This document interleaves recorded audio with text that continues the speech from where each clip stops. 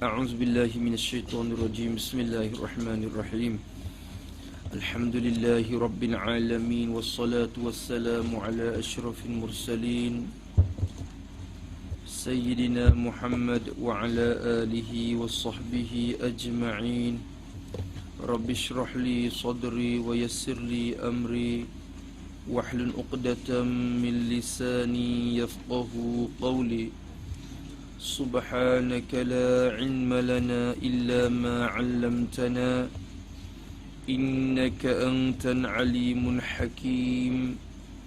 ولا حول ولا قوة إلا بالله العلي العظيم.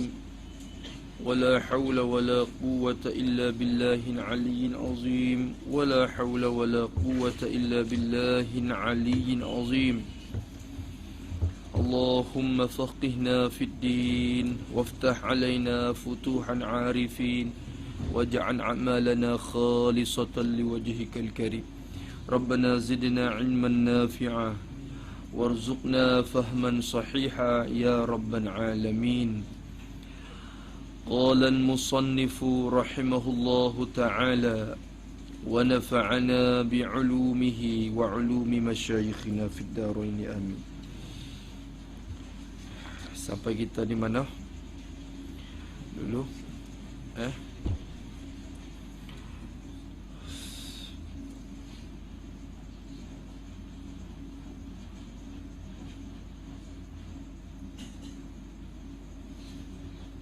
Mana? Dengan jalan 50 perkara apa situ baca lagi? Mengandungkan dia semuanya oleh baca lagi situ. Baca dah. Tak lagi. Sampai di mana Dengan jalan tafsir. Dengan jalan tafsir situ. Takluk di mana dengan mari tu. Sekali lagi tengok sebagai sikit-sikit jawab sambil. Ya kata apa yang wajib kita i'tiqadkan dia misalnya dah. Dan yang wajib atas kita tiap-tiap mukallaf bahawa kita i'tiqad akan dia. Satu, i'tiqad. Lagi pula dan mengaku dengan dia. Dua. Dua situ. Tu atas kita tiap-tiap mukallaf mesti i'tiqad dan mengaku hati. Lagi pula wajib atas kita pula tiap-tiap yang menerima pelajaran tu pula. Wajib bahawa belajarkan dia hingga mengetahuikan dia. Satu. Dua dah tu. Dua dah. Dan wajib atas kita yang mempunyai fikiran pula. Bahawa berfikir pada dalil-dalilnya hingga nyata ia dengan dia bagi kita. Benar itu dah. Dua, tiga dah. Apa dah? Tiga ke empat? Satu, dua, tiga. Dan atas kita, wajib atas kita pula orang-orang yang sudah mengetahuikan dia dah tu. Wajib bahawa mengajarkan orang-orang yang di dalam perintah kita. Orang yang belum mengetahuinya tu lah. Kita kena mengajar dia. Tu dah. Berapa perkara situ? Pak, dengan ni takluk semua. Takluk pada pak tu. Ya dah, i'tiqad. Wajib kita i'tiqad. Mengaku. Mengajar. Semua tu dah. Apa? I'tiqad. Mengaku dengan dia. Belajar hingga mengetahui. Berfikir dalil. Apa lagi? Mengajarkan orang dengan jalan tafsir. Tu dengan tu sama. Dah tu dah. Kira sangkut semua. Wajib atas kita tiap-tiap mukallaf kena i'tiqad dengan jalan tafsirnya ialah 50 perkara. Cukup banyak. Nampak dah? Dan yang wajib atas kita tiap-tiap yang menerima pelajaran tu bahawa kita belajarkan dia. Belajar tu dengan jalan tafsir pula. 50 perkara juga. Boleh situ. Dua dah. Dan wajib atas kita pula hak yang Tuhan bagi akal molek ni, boleh fikir ni. Ia kena berfikir berserta dengan dalil. Berfikir tu dengan jalan tafsir tu 50 perkara juga. Dah. Lepas tu mengajar pun dengan jalan tafsir juga. Jalan satu persatu. Tafsir ni hurai satu persatu lah. Dengan jalan curai, hurai persatu. Satu persatu. Hurai satu persatu. Tafsir. Tu tak boleh dengan cara ijman, kena tafsir satu persatu. Satu demi satu kena hurai situ. Maksudnya dah yang tu mubtada 50. Tu khabar baru duduk situ. Khabar duduk situ 50 tu. Boleh faham? Jadi yang wajib kita i'tiqad sampai akhir tu ada berapa? Ialah 50 perkara. Faham dah? Nampak tak? Maka lafaz 50 perkara ni kalau matan sama matan jadi khabar lah 50 tu. Faham tak? Tapi kalau matan campur dengan syarah jadi apa lafaz ni? 50 perkara tu. Nak tanya ibarat sikit.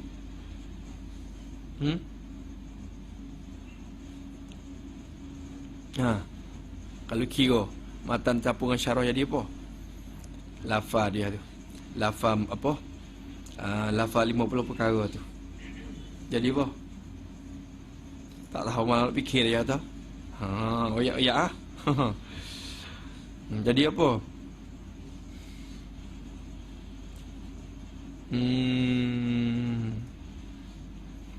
Jadi badar kepada tambatan dulu. Jadi badar pada tambatan. Jadi situ. Kira lah kalau kira, ya ada cara i'rab semua kita ni. Cara i'rab berlaku. Apa tambatan di mana? Tambatan lepas daripada cukuplah tu lah. Faham tak? Maka cukuplah tambatan iman yang akliyat yang wajib kita i'tiqad. Faham tak? Yang wajib kita i'tiqad tu, yang wajib dalam lingkungan matan tu, yang wajib tu i'rab jadi sifat bagi tambatan tu. Kerana kita iktibar syarah bersama dengan matan. Boleh? Yang wajib tu sifat. Adapun kalau kita iktibar matan sesama matan, yang tu mubtada. Yang wajib kita i'tiqad dengan jalan tafsir itu ialah 50 perkara. Tu khabar di situ. Apa dah? Tu kalau kira di segi ibarat dulu. Dia faham ibarat, fahamlah Baqarah. Baqarah yang bina di atas ibarat. Ibarat kitab dia. Jaga-jaga situ. Kalau orang tanya boleh cerita. Kata, era jadi post tak ni? Jangan mari ramai-ramai tu. Ngaji dengan kita 20 orang. Ya kena ada seorang hak wahai tanya. Hak suka menanya je kena ada. Lepas tu kita kena tahu belakang lah. Tu selit-selit dalam Baqarah ni kena tahu. I'rab jadi apa, rojok ke mana, kena tanda semua tu. Jangan rasa faham dah tak saya tanda yang ni. Kerana satu masa mari timbul pertanyaan kita tak boleh jawab. Kerana sudah lama dah, lupa dah.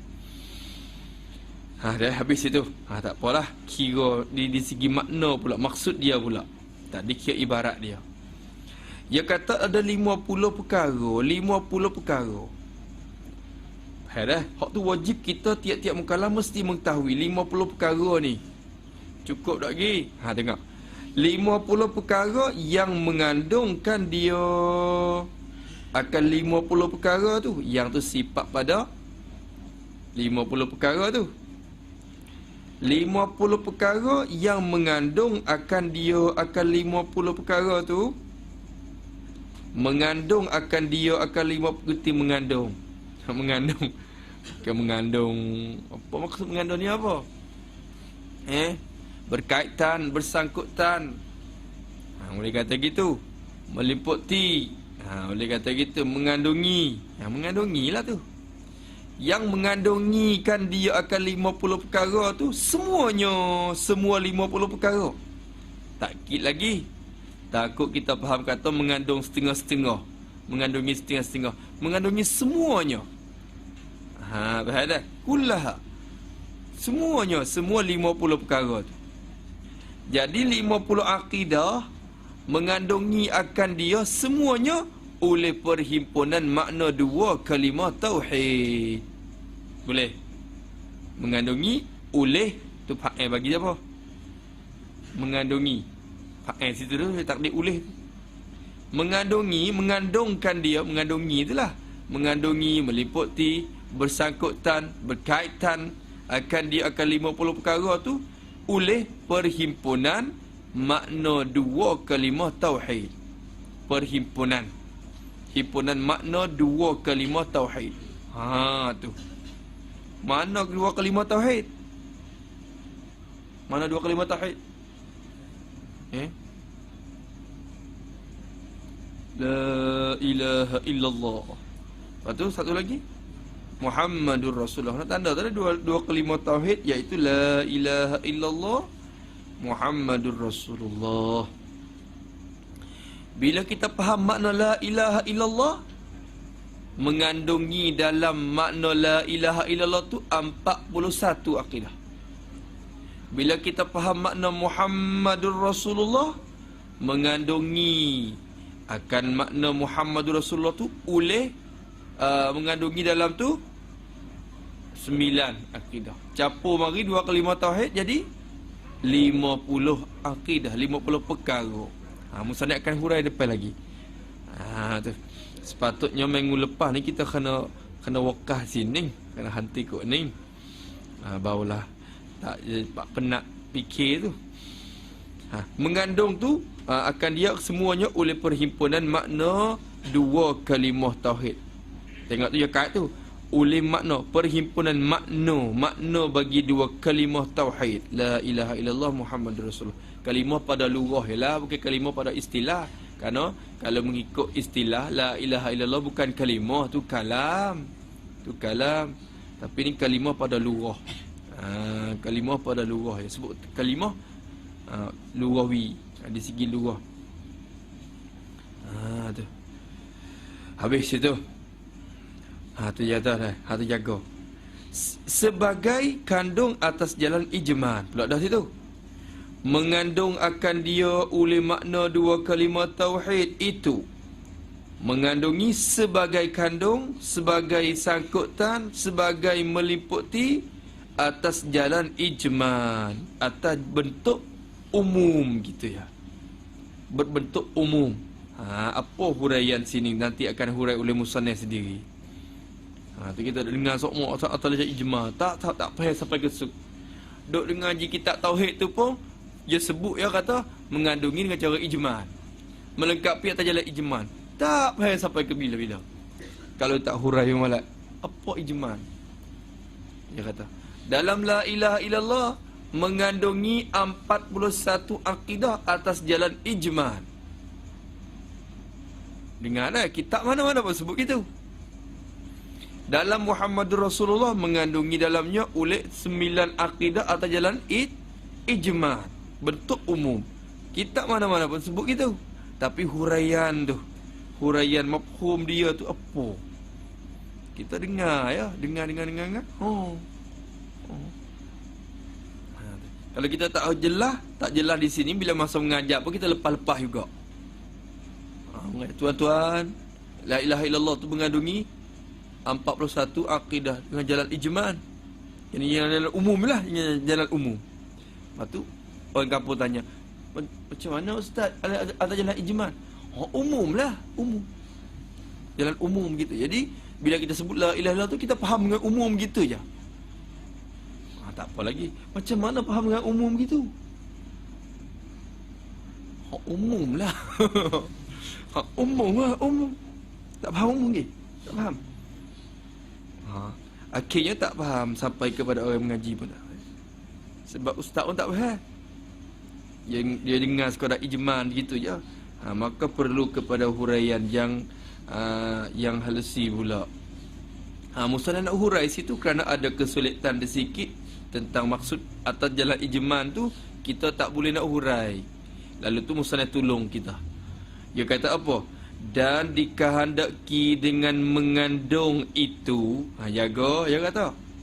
Dan dikehendaki maksud tujuan ulama usuluddin Dikehendaki tujuan ulama usuluddin dengan mengandung tu. Dalam apa?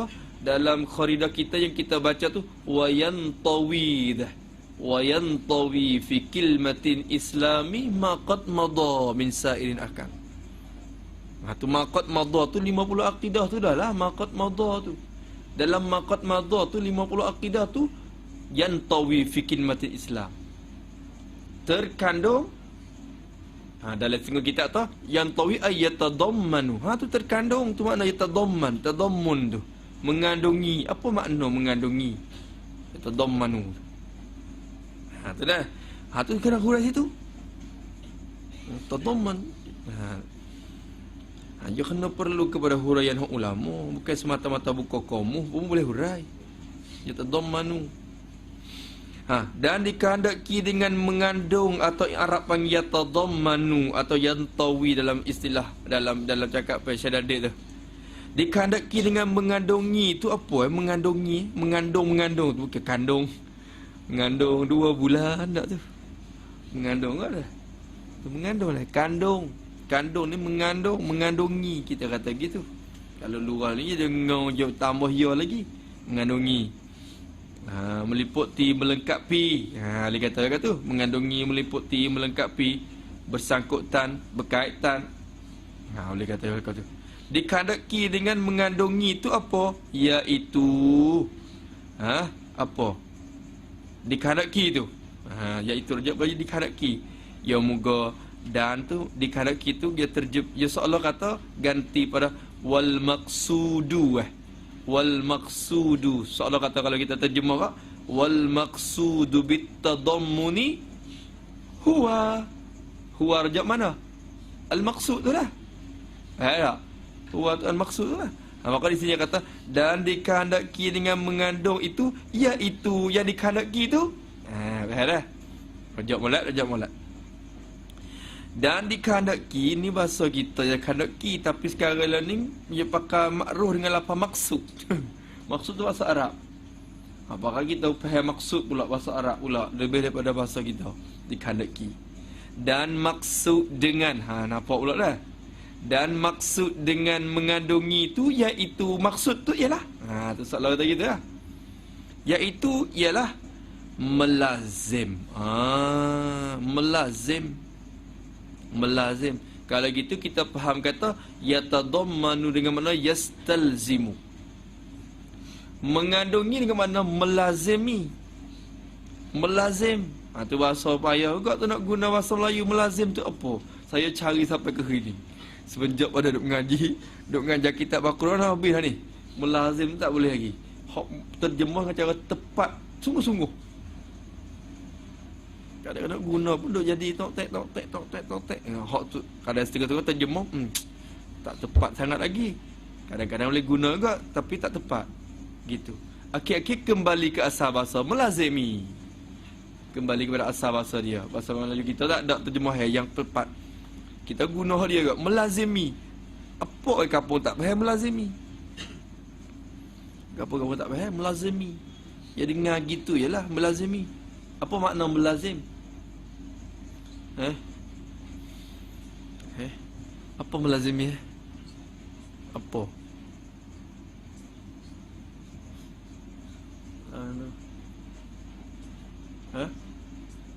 Memestikan atau melazimkan, memestikan, mewajibkan. Memesti ni apa wajib? Bukan dengan makna melazim mewajib tu tak.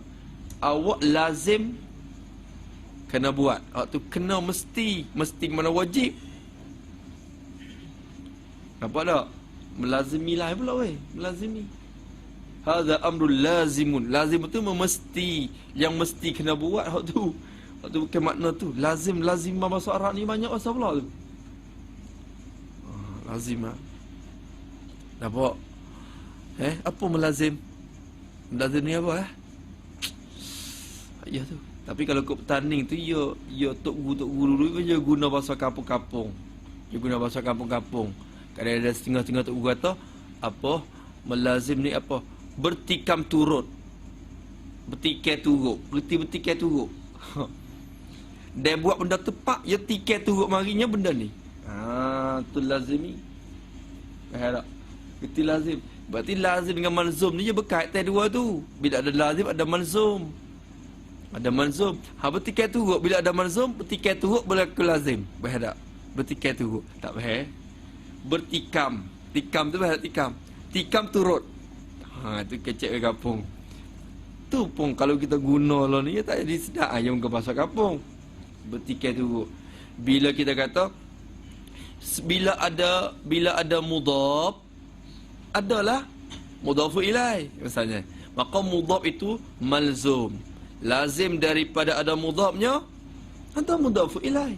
Bila ada mudhaf, bertikam turutnya mudhafu ilaih. Tu lazim. Faham tak? Berarti mudhafu ilaih tu lazim. Tak faham lagi tu dah. Tu bahasa kampung. Ada pun setengah-tengah tu gua tu terhamak reti. Tu terhamak reti tak juga dah. Reti tak terhamak reti. Tak faham kita maksud tu. Terikut, terturut renti, terturut faham. Terturut faham. Bila kata ada mudhaf, terturut fahamnya mudhafu ilaih. Dua tu mesti berkaitan dua tu. Ia tak akan bercerai antara lazim dengan malzum. Nampak tu dah? Boleh. Bila kata suatu itu tinggi, lazim daripada tinggi tak rendah. Masalah. Maka kita faham dari tinggi terhamak retinya tak rendah. Tu satu lagi. Bila kita nampak suatu itu tinggi, tertikam turutnya tak rendah benda tu. Ya sekali. Faham tak? Nampak tak? Hak tu dah tu bahasa kampung tu. Sampai kampung sungguh-sungguh tu. Kau petani tu kecek gitu. Kalau kita mengaji kat pondok petani, tok guru akan sebut hak tu je. Maka saya pun bagi cadangan dulu kalau ni bagi untuk buat persiapan. Takut kita nak ngaji kat pondok pula misalnya. Masuk kat pondok ni, apa ni? Terhamak reti ni. Tak faham aku. Si kuih-kuih dia dengar sini dah. Dia faham tu. Dia dengar turut-turut. Terhamak reti, bertikai turut. Lepas tu nak guna bahasa tu apa?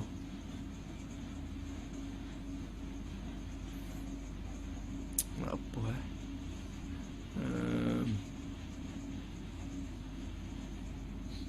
nak apa? Tak reti juga tu. Tu melazimi.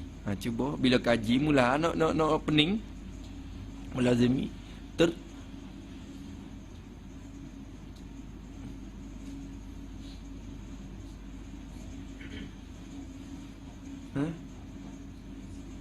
apa? Serta. Turut serta. Ikutlah kata dah. Turut serta. Turut serta. Terturut mesti. Tak payah kata dah. Ikutlah. Lazim melazimi. Kembali kepada asal juga akhirnya. Bila kata mengandungi ni melazimi. Bila sebut la ilaha illallah, lazim daripada seorang itu mengaku Tuhan je, Allah je Tuhan. Dia kata la ilaha illallah, makna la ilaha illallah tu Allah jua Tuhan. Lazim daripada seorang itu mengaku Allah jua Tuhan, terpahamnya, terturut fahamnya, tertikam turutnya. Ia mengaku kata Allah je ada, Allah je sedia, Allah je. Tak ni? Lazim masuk. Boleh? Nampak-nampak lah. InsyaAllah. Tu mengandungi, melazimi. Kerana kuno belakang tu. Ngaji Arab nak pergi faham Melayu tu pada MKOH. Dia kata ngaji Arab ni bukan nak pergi faham Arab. Ngaji Arab nak pergi faham Melayu. Bila ngaji kelima Arab, kita mesti kena tahu kata orang Melayu kita kata apa pada kelima tu. Ni ngaji Arab tak gerti Arab tu ya, tak gerti Melayu. Bila klik rumah tengok, yastanzimu. Tuan-tuan, melazimi. Yastanzim, tuan-tuan. Yatadamman, tuan-tuan. Tak tahu pun, tak tahu apa-apa. Apa tadamman? Tadamun. Kena ngaji Arab tak gerti Melayu juga. Melayu kata apa situ? You kena faham siapa situ. Tak apa. Dia kata. Hari kita duduk sini kita ngaji Arab faham Arab dah. Tapi kena ngaji Arab nak faham Melayu juga. Maka orang kata melazim. Apa melazim? Urai lagi. Kalau dia tak faham semalam tu, malam tu melazim je malam tu nak biha. Kita cadangan untuk nak baca semalam, tapi orang kampung tak faham melazimi. Kita hurai melazimi tu 2 jam. Dia faham sungguh melazim tu. Baru kena. Barulah kena kita. Cara dia dah. Tak apalah, dia faham lagi tu. Maka dia kata, maksud dengan mengandungi tu melazim. Melazim, kita kata mengandungi, melazimi. Melazimi. Apa pula melazim ni tak faham weh. Nak hurai lagi. Melazim dengan makna, ni kena faham ni. Han kadang melazim tu dengan makna. Kalau kita i'rab jadi han. Jadi melazim tu apa maksud melazim sini? Melazim tu faham dah arah-arah dah. Tapi apa makna dia sebenarnya? Dia kata dengan makna, dengan maksudnya ialah bahawasanya idafat tu idafat lil bayan namanya. Idafat makna kepada bahawasa idafat lil bayan. Jadi kita kata dengan makna ialah tu gini. Jadi melazim tu dengan maknanya ialah tu soalan kata kita. Bahawasanya nya dah merusyak ni tak rojak pun tak apa. Pakai letak situ ya. Bahawasanya ni melazimi. Bahawasanya manakala adalah Allah Ta'ala itu Tuhan, nascaya tentulah sabit baginya perkara-perkara yang wajib, yang 20 itu. Faham tak? Nampak sikit-sikit tu. Jadi maknanya begini, melazim dengan makna begini. Faham tak? Bila sebut kata La ilaha illallah, melazimnya 41 akidah. Apa makna melazim? Melazim dengan makna begini. Bahawasanya manakala adalah Allah Ta'ala itu Tuhan, manakala kita mengaku bahawa adalah Allah Ta'ala itu Tuhan, tupanan segala makhluk. Bila kita mengaku dalam hati kita begitu, bahawa Allah Ta'ala jua Tuhan, nascaya tentulah sabit baginya, bagi siapa? Bagi Allah. Tentulah sabit, tentulah, mestilah tetap dan kejap. Sabit tu lah. Tentulah sabit, tetap dan mesti baginya, bagi Allah tu, perkara-perkara yang wajib, yang 20 itu. Faham tak? Mudah nampak tak tu rasa kan? Bila kita mengaku bahawa Allah itu Tuhan, maka dengan jalan lazimnya dan apa nak kata apa lazim? Dalam lazimnya kita mengaku kata tu sabit bagi Tuhan tu 20 sifat. Kamalah. Tulis situ. Tulis ditentulah. Buat begini tak apa. Yakni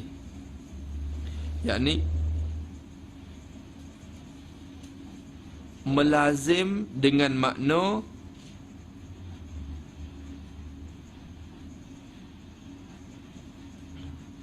apabila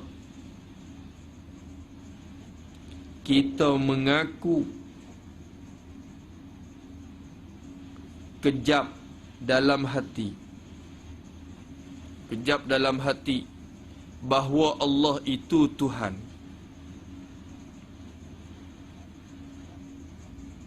maka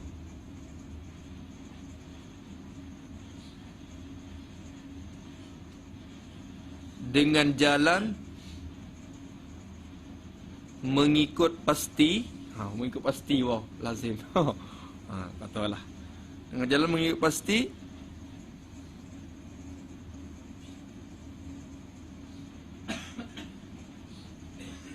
kita mengaku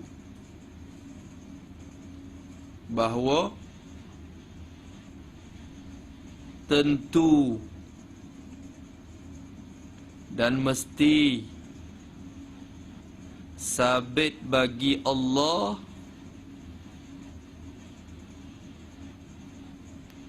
sifat yang wajib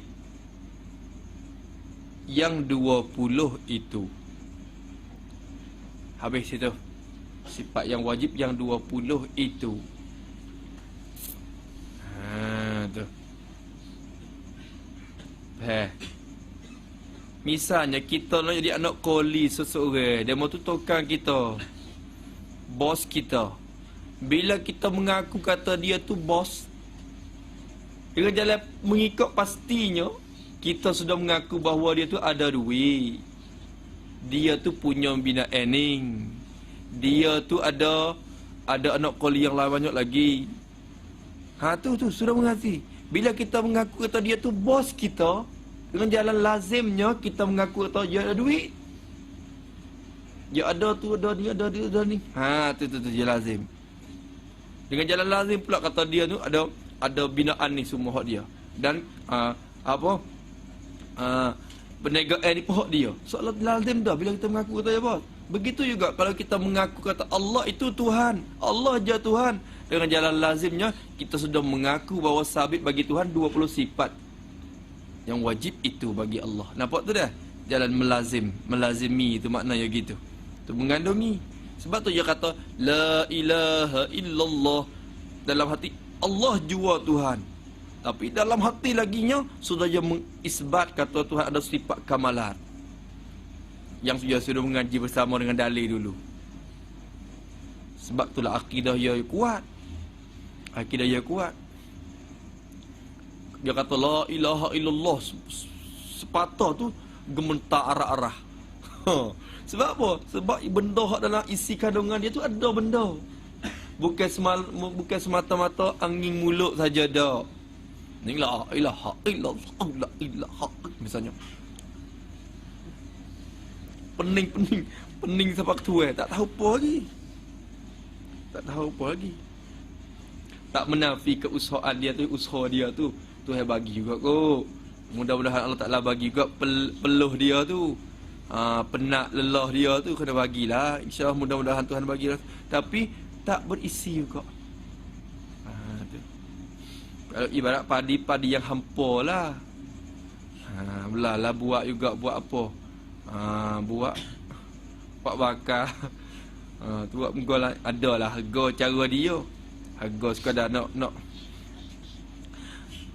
ya ada, tapi tak mahal supaya yang ada isi. Yang ada isi kandungan. Habis itu. Tak payahlah tu. Maka dia kata nascaya tentulah sabit tetap baginya, bagi Allah perkara-perkara yang wajib. Benda yang sifat-sifat yang wajib, yang tentu dan sungguh. Tentu sungguh. Perkara yang wajib mana? Perkara yang wajib yang 20 tu. Hak duk mengaji dulu tu. Hak mengaji cukup tu lah. Hak tak cukup tu kena mengaji bercukup tu. 20 tu.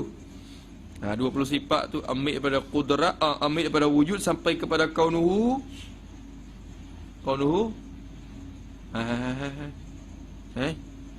Mutakalliman. Cuba bilang sikit. Cukup 20? Tak bilang. Bila cukup, tak cukup kita berhenti dulu malam ni. Tak cukup 20 lagi, kita berhenti dulu. Satu. Allah wujud je kata. Kidam, apa tu? Bakar, apa tu? Apa? Lagi? Mukhalafatuhu lil hawadisi. Ingat nasib hari tu orang. Apa lagi Qiyamuhu bi nafsi, wahdaniyat, qudrat, iradat, ilmu, hayat, sami' basar, kalam. Ingat nasib tu ya tu. Lepas tu kalamu kaunuhu, kalamu qadiran orang yang pakai gitu dah. Kalamu qadiran, muridan. Lepas tu aliman, hayyan, sami'an, basiran, mutakalliman. Sebenarnya nasib tu tak betul tu. Ya qadiran tu bukan sifat maknawiyah. Kaunuhu tu maknawiyah. Tapi tak apalah, ya mudah-mudah ingat. Mudah-mudah ingat. Kalamu qadiran. Kalau dia pakai kaunuhu tu jadi tak masuk syair sajak dia tu. Yang nak qadiran. Gitu. Padahal kalau kira molek, qadiran tu bukan sifat maknawiyah. Qadiran tu zat yang bersifat dengan kudrat.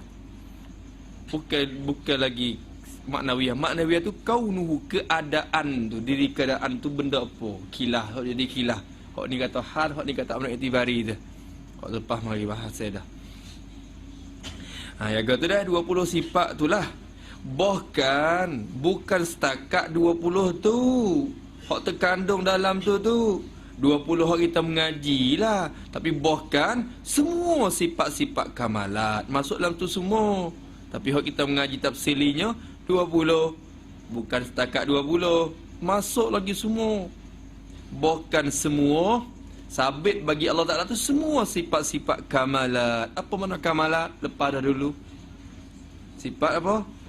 Sifat-sifat kesempurnaan. Satu lagi sifat, nak kata apa? Ketinggian, kemuliaan. Tu terjemahan yang kita tak meragu-ragu lagi. Kalau kita kata sifat kamalat dengan makna sifat kesempurnaan, takut orang faham kata sifat yang menyempurnakan zat. Jadi akan membawa kepada zat itu tak sempurna. Sifat yang menyempurnakan zat. Maknanya kalau zat tak ada sifat tu, zat tak sempurna. Begitu. Zat Allah Ta'ala aliyah. Zat Tuhan sendiri itu sempurna.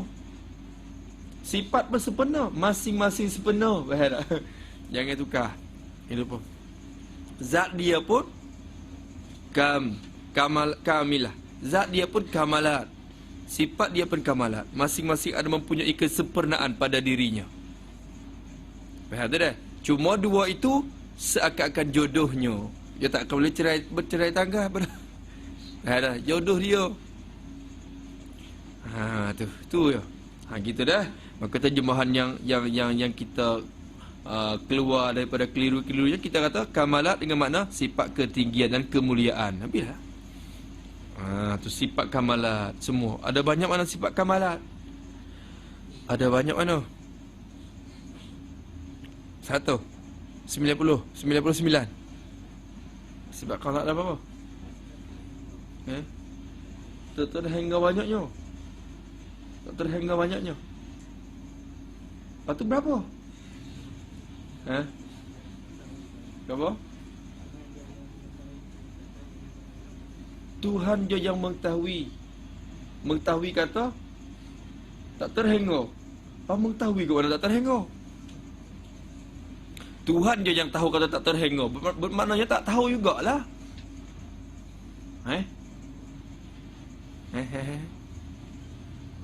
Bila terhingga, kalau tahu kata terhingga, bermaknanya tahu, tapi terhingga jadi lemah pula.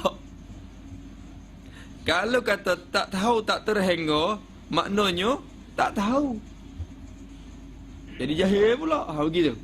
Apa nak kata sini? Kita hurai dah dulu. Apa nak kata sini? Tu dia. Tu dia. Apa nak kata sini?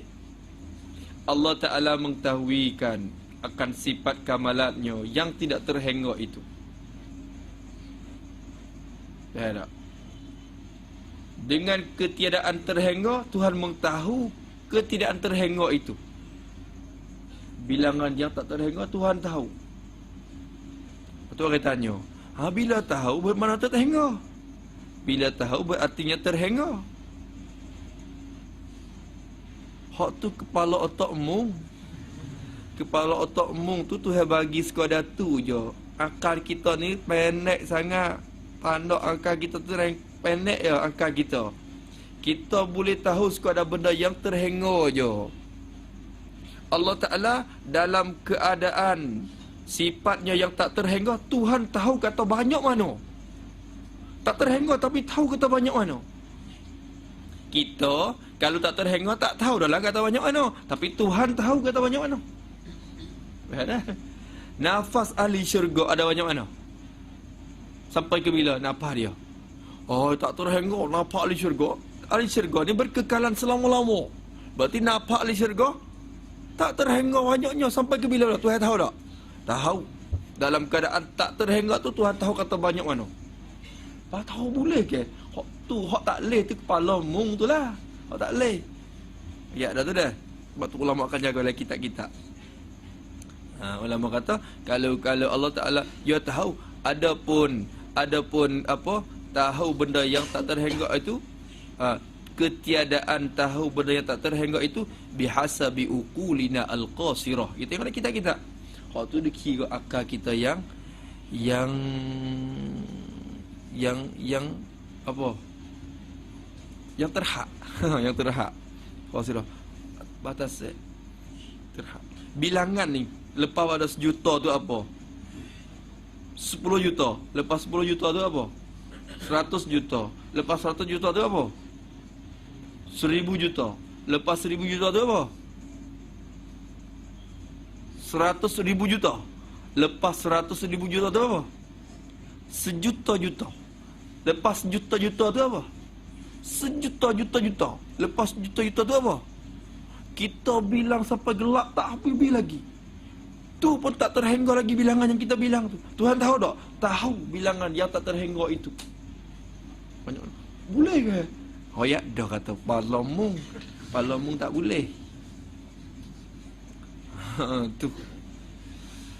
Dah, jaga gitu. Baik, hak ni jaga dah dulu rasanya. Takut lupa ya, takut lupa. Bahkan semua sifat-sifat kamalat Tuhan tahu, bukan tahu lah. Jadi ada di Tuhan, sabit bagi Tuhan semuanya. Bila kita isbatkan Allah ja Tuhan, bermakna kita sudah mengisbatkan sifat kamalat Allah Ta'ala dah. Tu apa ni? Melazimi. Bila kata la ilaha illallah, Allah jua Tuhan, melazimkan tadi, mengandungi tadi. Mengandungi 20 sifat. Tu. Dan tentulah, tadi tentu sabit, hak ni tentulah ternafi. Dua. Atau mana ni? Dan ni atau pada tentulah sabit. Tadi masalah sifat yang wajib, hak itu sabit bagi Tuhan, hak tu. Sabit bagi Allah. Adapun sifat mustahil bukan sabit bagi Tuhan, ternafi dari Tuhan, hak tu. Tu atap lagi dah. Atap pada tertentulah. Atap pada tentulah. Takdir kalamnya, manakala adalah Allah Ta'ala itu Tuhan, nascaya tentulah, mestilah ternafi. Apa ternafi? Tidak ada, tidak sabit daripada Allah Ta'ala tu. Ternafi dan tidak daripada Tuhan itu, ternafi lawan tu pakai bagi ternafi. Ternafi oleh lawan-lawannya. Lawan bagi perkara yang wajib. Lawan bagi perkara-perkara yang wajib. Tu. Faham dah? Bila kita kata Allah jua Tuhan, yakni Allah jua yang kudrat. Allah jua yang ada sifat berkuasa. Dan Allah jua yang ternafi lemah darinya. Faham tak? Bila kata Allah tu bersifat dengan sama, Allah yang mendengar. Allah jua bersifat dengan pendengar. Dan juga Allah jua yang tak bersifat tuli. Tu wah kaza. Tu ternafi. Maklum dah hak ni ya lazim dah. Bila kita isbatkan wajib, ya ternafi lah hak mustahil ni. Ternafi daripada Allah, lawan-lawannya, lawan hak 20 perkara yang wajib tadi. Lawan-lawannya, lawan perkara-perkara yang wajib tadi. Lepas tu lawannya ada berapa? Lawan dia ada berapa? Lawannya ada berapa? 40. 20 juga. Moga yang wajib tadi 20. Lawan-lawannya yang 20 juga. Dah. Yang tu sifat bagi lawan dah. Lawan yang 20. Hak 20 ni yang mustahil, itulah. Hak tadi yang wajib. Ibarat ya tafannun tu cuba ya susah-susah ibarat tu. Kalau kita perhati mustahil kita tukar-tukar tu. Perkara yang wajib yang 20. Hak ni lawan-lawan yang 20 yang mustahil. Sebenarnya kena sebut yang mustahil dulu dah. Yang mustahil yang 20. Kena kata gitulah kalau mengikut uslub dulu tapi ada tukar. Bila kita perhati kira. Dia nak bagi takut kita cemuh ya, cemuh. Lalu tu dia tukar-tukar. Dah. Kalau tak faham pun cemuh situ juga. Tukar mana pun. Lawan-lawannya yang 20 yang mustahil itu. Tu dah lawan bagi sifat yang wajib. Wujud lawannya, ada lawannya, tiada sedia lawannya. Lawannya baru kekal lawannya, binasa mukhalafatuhu lawannya, Mumasalatuhu lil hawadis. Qiyamu bi nafsi lawannya qiyamu bi ghairi. Wahdaniyat lawannya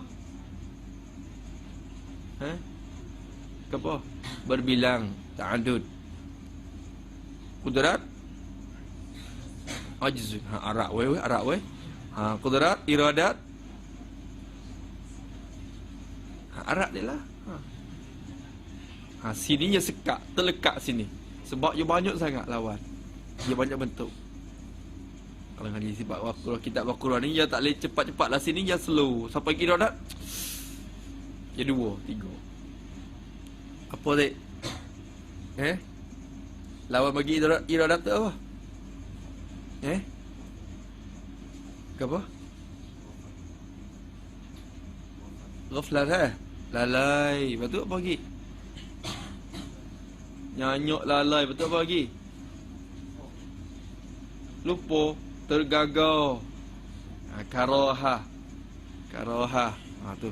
Dia bukan satu tu. Bila kata iradat lawan karaha dan juga ghaflah, zuhun.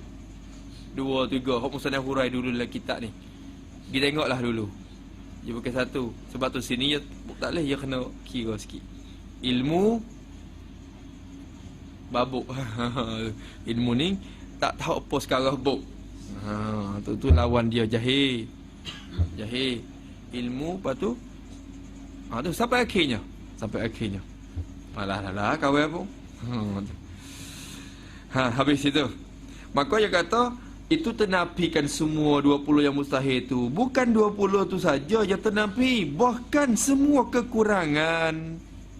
Tu bahkan ternafi semua kekurangan, semua sifat-sifat kehinaan, sifat-sifat kelekehan dah.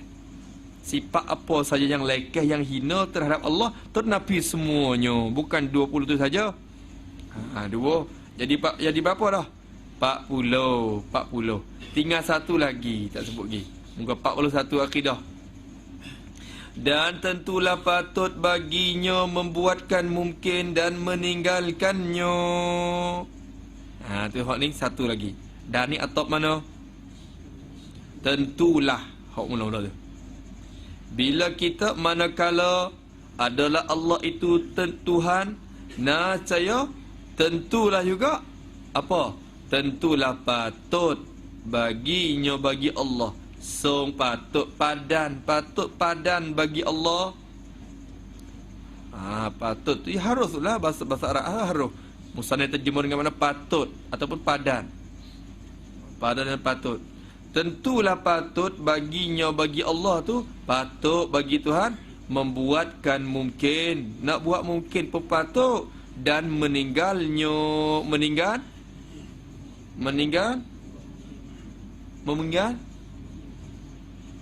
membuatkan mungkin dan meninggalnya.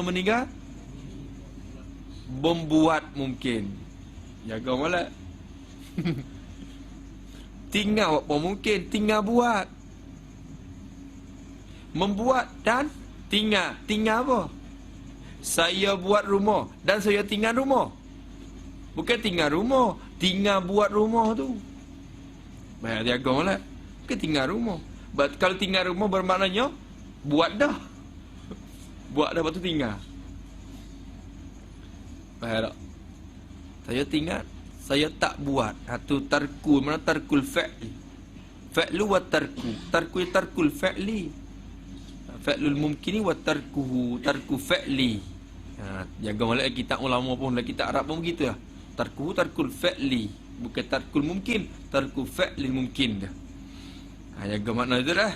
Tentulah patut baginya bagi Allah tu membuat mungkin dan meninggalkan buat mungkin tu.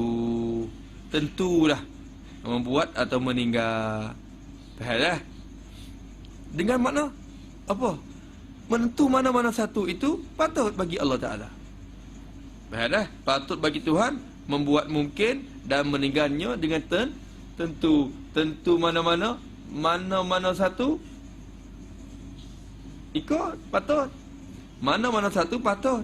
Nak buat pun boleh, nak tinggal pun boleh. Nak buat pun tak ada kata tidak ada siapa yang kata apa. Kalau nak tinggal pun tak ada siapa menghalang. Patut dia. Tapi mana-mana satu, mana-mana satu di sisi akal kita, mana-mana satu mestilah. Lama dia faham kata, yang mesti Tuhan kena buat pula. Kita kira akal kita. Ikut akal kita jadi, mesti dah. Dengan cara mestinya, mana-mana satu tu, mesti. Mesti. Habis. Dah. Bercakap dan diam. Bersuara dan diam, kita kata. Kalau diam, tak bersuara. Kalau bersuara, tak diam. Apa hukum kita nak bersuara atau diam? Ikut kita lah. Ikut kita. Nak mana-mana satu, ikut kita. Nak bercakap pun boleh, nak diam pun boleh. Mana-mana satu, ikutlah. Tapi satu mana-mana, mesti yang muka dua tu berlawannya itu. Bila seorang itu bercakap, dia tak diam. Bila dia diam, dia tak bercakap. Gitu ya. Kalau itu, mana-mana satu mesti. Waktu lepas dah juga. Ni nak akhir dah ni. Nak akhir dah. Sebagai seolah nak buat tamrin je ni. Ataupun nak buat soalan tanya. Latihan. Habis itu.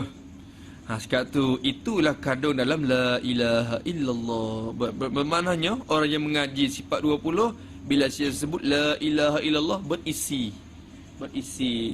Pegangan dia tu berisi. Ada benda. Dia tak hurai pun ada dalam tu penuh dah. Lipah dah dalam hati dia. Tentang akidah tu. Dan bahawasanya, mari mana pula? Dan bahawasanya, mari mana ni? Atop sana, atop pada bahawasanya. Cari mana bahawasanya? Lepas daripada kalimah makna ke? Mana pula kalimah makna? Cari. Lepas daripada kalimah dengan dah. Mana dengan? Klik rumah tak temu lagi klik tu kira dia tu. Dan bahawasanya dah atop sana, atop pada bahawasanya tadi. Kena takdir kalam, bila atop kena terki kalam baru. Dan dikehendaki dengan mengandung tu juga, iaitu melazim. Melazim tu dengan makna bahawasanya. Ni masalah kait dengan Muhammad Rasulullah pada. Boleh? Muhammad Rasulullah pula. Kalau tadi berkait dengan la ilaha illallah. Jadi bila kata Muhammadur Rasulullah pun melazimi juga 9 sifat. Ni kena hurai kali lagi. Dan bahawasanya apanya dalam irsyad ni? Manakala adalah Nabi Muhammad itu pesuruh Allah Ta'ala, kita mengaku kejap dalam hati dah begitu. Muhammadur Rasulullah sallallahu alaihi wasallam. Bila kata Nabi Muhammad itu pesuruh Allah, manakala adalah Nabi Muhammad itu pesuruh Allah, utusan Allah Ta'ala, saya tentulah, mestilah, sabit, tetap baginya, bagi Nabi Muhammad. Tentulah sabit baginya, mestilah sungguh baginya. Boleh kata tu. Tentulah sabit, mestilah sungguh baginya, bagi Nabi Muhammad itu 4 sifat. Tu sabit 4 sifat. 4 sifat. 4 sifat mana? 4 sifat yang tersebut itu. Malah sebut dalam sana apa? 4 sifat yang tersebut itu. Jadi 4 sifat yang wajib tu lah. 4 sifat yang wajib yang tersebut tu apa?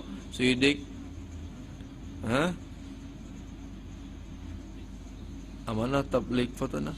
Sidik, amanah. Nak set juga tu dah. Ada juga tak? Fatanah, tabligh tu. Kalau dalam koridor kita betul mana? Di mana? Wasib jami'ar rusli bil amana wasidqi wat tablighi wal fatanah. Tu. Anak kamu mensifatkan semua rasul tu dengan 4 sifat tu. Bila kita kata la ilaha illallah Muhammadur Rasulullah, bermakna sabit bagi Nabi Muhammad 4 sifat tu. Dalam kitab Kharidah kata wasib jami'ar rusli bil amanah. Maknanya semua rasul bersifat dengan 4 sifat tu.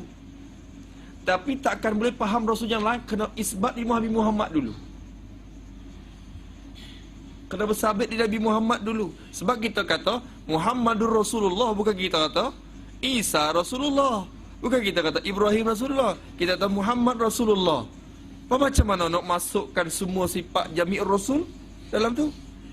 Ada atau yang lazim sekali lagi. Dua lapis sini. Dua lapis terusannya hurai di masalah Nabi Muhammad dulu tu. Bila kita isbat Nabi Muhammad dah, dengan cara lazim pula kita mengisbatkan Rasul yang sebelumnya. Sekali lagi. Kerana khabaran Rasul dulu Nabi juga cerita. Nabi juga menceritakan. Boleh dah?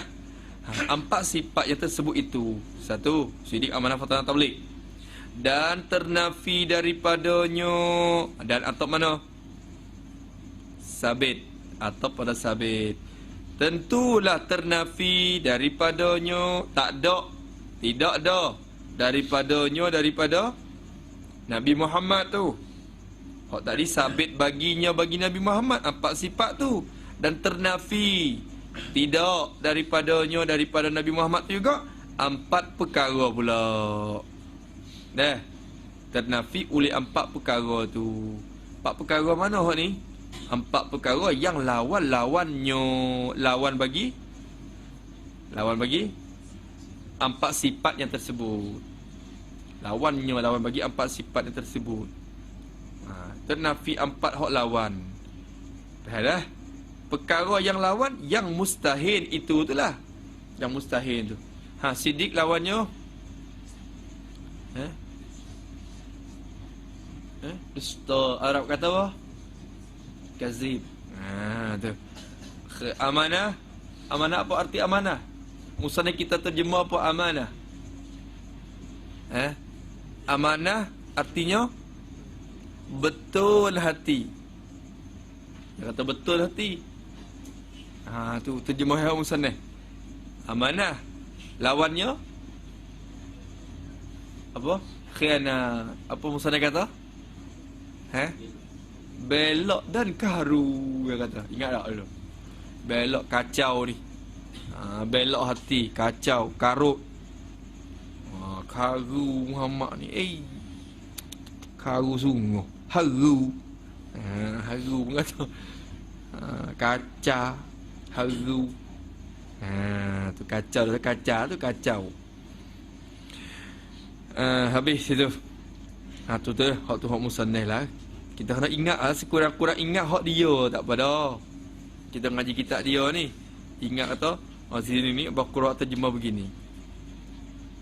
Kena ingat. Mesti ingat. Dah. Habis. Tu. Dan patut habis. Bermaknanya 9 jadi 8 dia baru. Ada 8 dia. 4 jadi 8. Dan patut bersepakai. Dan bagaimana pula? Atop mana? Atop mana? Atop pada sabit. Kalau orang ngaji tadi, kalau dia faham tadi, dia faham sini. Jadi bila manakala adalah Nabi Muhammad itu pesuruh Allah Ta'ala, nascaya patut bersepakai dengan sifat manusia. Patut ni apa? Boleh bersepakai, berkelakuan. Boleh berkelakuan dengan sifat, dengan kelakuan manusia. Tu. Sifat mana? Sifat yang tersebut itu. Yang tu sifat bagi sifat. Patut bersepakai dengan sifat manusia. Sifat yang tersebut tu lah. Tu sini kena hurai. Sifat yang tersebut tu sifat apa? Apa? Tu dia. Sifat yang tidak membawa kepada cacat martabat mereka itu. Tulis saya. Sifat tersebut. Jadi patut bersepakai dengan sifat manusia yang tersebut. Sifat manusia, yakni sifat yang tidak membawa kepada cacat martabat mereka itu. Habis kat tu. Alaihimussalatu wassalam. Itu sifat yang tak membawa kepada cacatnya, tercacatnya kerasulan mereka, martabat mereka yang tinggi. Nak bersifat dengan jadi orang tukang sapu-sapoh, apa nak kata? Mustahil. Kerana sifat itu mencacat martabat yang tertinggi. Jadi tukang gali jamban, gali lubang, tu. Ataupun kutik sapoh, ataupun tukang bekam masalah. Jadi mereka tu, tu sifat yang cacat, mencacatkan martabat mereka yang tinggi. Itu mustahil. Adapun sifat yang tak membawa kepada cacat, berkahwin, menikah, tidur, dah. Wajaizun kal aqli fi haqqihimu. Jadi haram pada hak mereka itu seperti makan. Makan ni sifat mencacat tak? Tak mencacat apa-apa. Tak ada apa. Ada makan, minum, tidur. Ala qadar.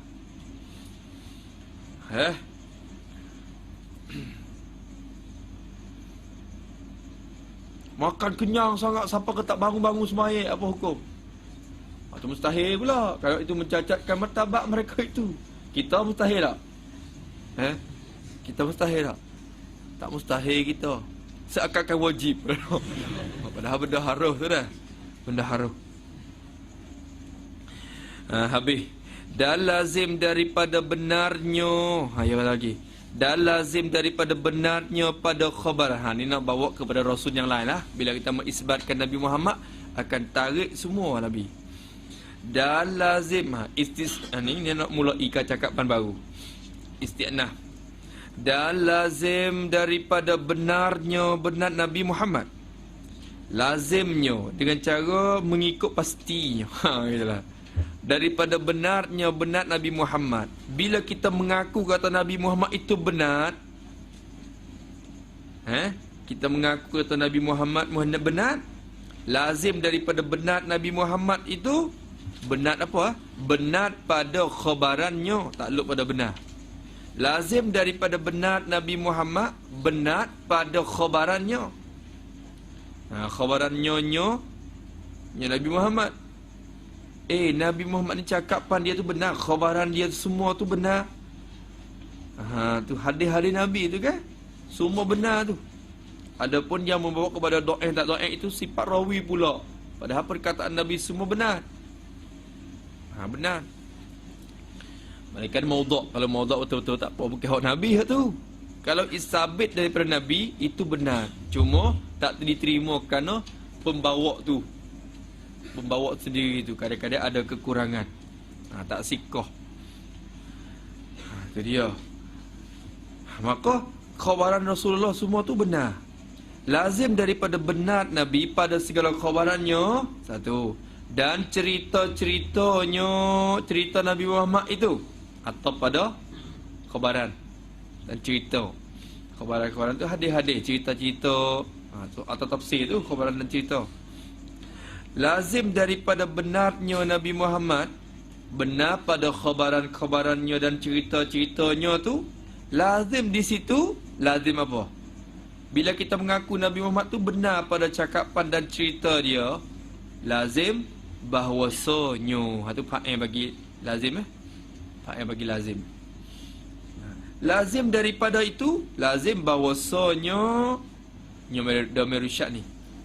Lazim bahwasanya ada bagi Allah Ta'ala beberapa pesuruh yang lain daripadanya. Tu.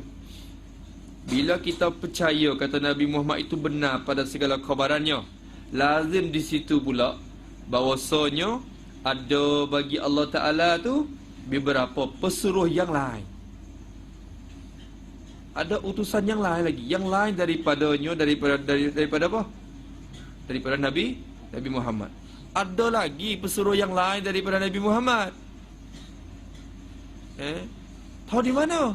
Tahu di mana? Kerana bahawasanya sallallahu alaihi wasallam mengkhabar dengan demikian itu. Tak? Kenapa tak? Kerana ilat mana? Kerana ilat mana? Ilat ni dia mula kira ibarat mula pening lah. Ilat di mana? Ilat di tak apa, salah tak apa. Ilat di mana pun tak apa. Ilat pada bulan. Tak apa. Katalah nak kata apa pun. Tak salah dalam medan ni. Dalam majlis ni. Ilat pada apa? Ilat pada ada bagi. Kau dulu. Lazim bahawasanya ada bagi Allah Ta'ala beberapa pesuruh. Sebab apa ada? Kerana bahawasanya Nabi Muhammad itu mengkhabat dengan dimakai itu. Tak sedap mana lagi tu. Satu lagi. Ilat pada lazim. Cuba tengok. Lazim daripada benar Nabi Muhammad pada segala khabarannya. Lazim di situ, lazim bahawa ada bagi Allah beberapa pesuruh yang lain daripada Nabi. Tak? Lazim bahawasanya ada bagi Allah tu pesuruh yang lain lagi daripada Nabi Muhammad. Sebab apa lazim begitu? Nampak ni, ilat pada lazim tu. Kerana apa boleh lazim begitu? Kerana Nabi royak sendiri. Nabi sendiri mencerita.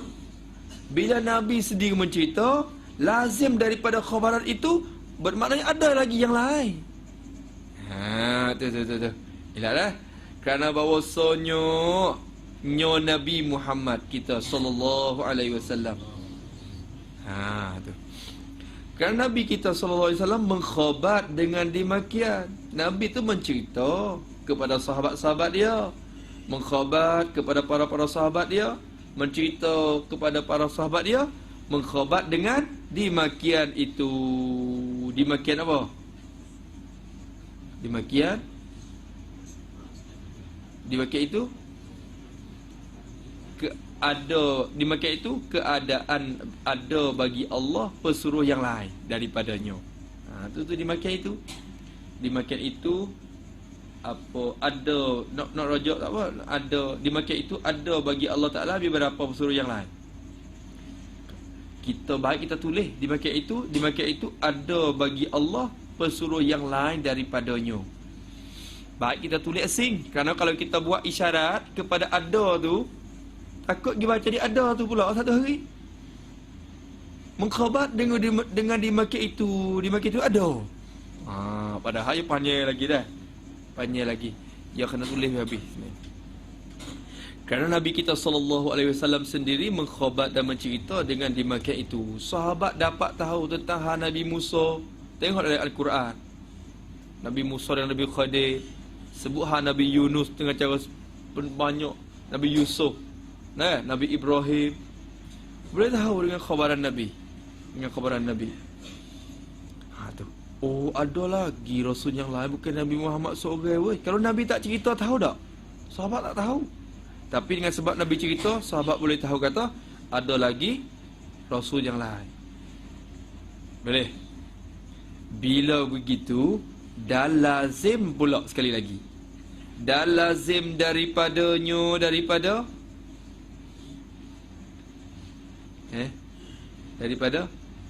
tadi daripada demikian, daripada ada bagi Allah beberapa pesuruh yang lain tu. Daripadanya kita boleh rujuk kepada tadi hak kita takdir tadi. Dan lazim daripada ada bagi Allah beberapa pesuruh yang lain lagi. Lazim di situ, lazim daripadanya pula juga, pula dengan mana juga. Dan lazim daripada ada bagi Allah beberapa pesuruh yang lain, lazim juga bersifat mereka itu beberapa pesuruh yang lain tu bersifat dengan empat perkara itu. Faham tak? Ni ngaji kitab pondok ni gini. Kitab turah ulama dulu.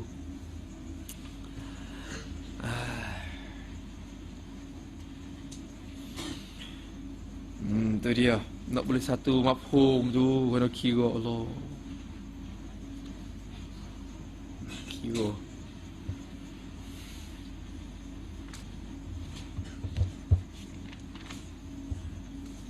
Dah. Sekali lagi sikit lah. Dan lazim daripada ada bagi Allah beberapa pesuruh yang lain dari Nabi kita tu. Lazim di situ juga bersifat, jadi bahawasanya, boleh kata bahawasanya lah tu bagi lazim. Lazim bahawasanya bersifat mereka itu, beberapa pesuruh yang lain itu bersifat dengan 4 perkara tu juga. Mana 4 perkara?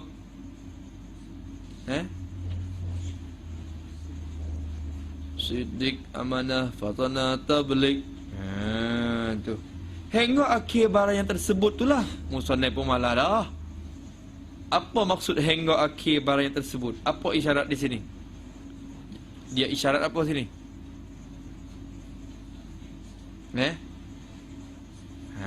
Tu. Ternafi tadi itulah. Hingga akhir barang yang tersebut, yakni barang yang mustahil 4 dan harus 1. Buat begitulah sini. Akhir barang yang tersebut, yakni barang yang mustahil 4 dan harus 1. Itu rengkah-rengkah sampai akhir. Musannaf tak sebut dah tu. Nah, habis dah kitab dia ni. Habis dah. Habis. Itu maknanya mengandungi. Bahaya lagi mengandungi. Oh, gitu mengandungi. Bila kata la ilaha illallah, apa maknanya? Allah jua Tuhan. Bila i'tikad bahawa Allah jua Tuhan, mengandunginya 41 dengan cara ijma'nya. Apa makna mengandungi dengan cara ijma'? Yakni, manakala kita mengaku Allah jua Tuhan, bermakna kita sudah mengaku bahawa Allah jua yang wujud, kidam, baqa sampai akhir. Dan mengaku juga kata Allah itu tidak bersifat dengan adam, tak bersifat dengan hudus, lemah sampai akhir. Dan mengaku pula bahawa Allah Ta'ala itu boleh buat mungkin dan meninggalkan buat. Tu dalam tu. Tu faham dah. Yang cara ijma'nya. Boleh. Hurai begitulah. Tu. Bila kita mengaku bahawa seorang itu berpangkat PhD, dengan cara lazimnya mengandungi, dengan cara lazimnya kita mengaku bahawa seorang itu apa? Sudah habis BA dan MA. Dan cara mesti juga kita kata seorang itu mengaji bukan setahun. Setahun tak boleh jadi. Habis 3 tu lalu. Boleh jadi pada akal lah dah. Kalau kira-kira harus juga. Kalau dia nak bagi jamiah mana nak mapuh kan. Ya bagi begitu ya. Gitu. Aku nak bagi habis semua. 3 selalu. Tu jangan orang panggil dengan cara mengandungi begitulah. Kita kiyah mudah-mudah gitu. Habis situ. Nampak pindah dah, nak pindah pula tu. Mako. Tu mata dia. Mako barang siapa mengiktikadkan makna kedua-dua kelimah itu, nascaya mengandunglah akan iktikad tambatan yang 50 itu. Yang 50 itu tu matan tu. Yang 50 itu. Mana buat oleh? Tu. Kita dulu tak jelas sangat. Lingkungan tu. Kita ni masa buat dah. Yang 50 itu. Yang 50 tu matan dia. Saya nak baca matan dulu. Maka barang siapa mengiktikadkan makna kedua-kedua kalimat itu, nascaya mengandunglah akan iktikad tambatan yang 50 itu atas jalan ijma'. Tak ada orang dia kira nak syarah matan Baqarah. Syarah matannya saja, bukan ambil buat Asia. Jadi ambil matan dia pergi syarah baru yang mudah. Macam dengan kitab syarah Kharidah tu lah. Yang matan Kharidah dan syarah dia. Ulama ambil matan tu pergi syarah baru. Adapun syarah hak musannaf sendiri payah. Saya sendiri tu susah nak faham sikit. Lalu tu ada ulama yang ambil matan tu pergi syarah baru. Dah juga dah. Banyak juga gitu. Maka kalau ambil matannya saja syarah dengan cara ringkas-ringkas, lebih mudah lagi. Sebagai tangga untuk nak faham akan syarah hak Baqarah sendiri tu. Tu. Biar ada juga mulanya.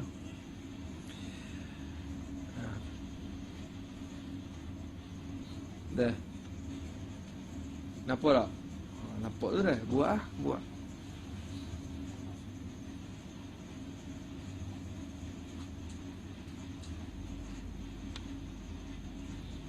Habis. Maka kita nak baca syarah tu. Maka barang siapa saja mengiktikadkan, apa mengiktikad di sini? Mengaku dalam hati.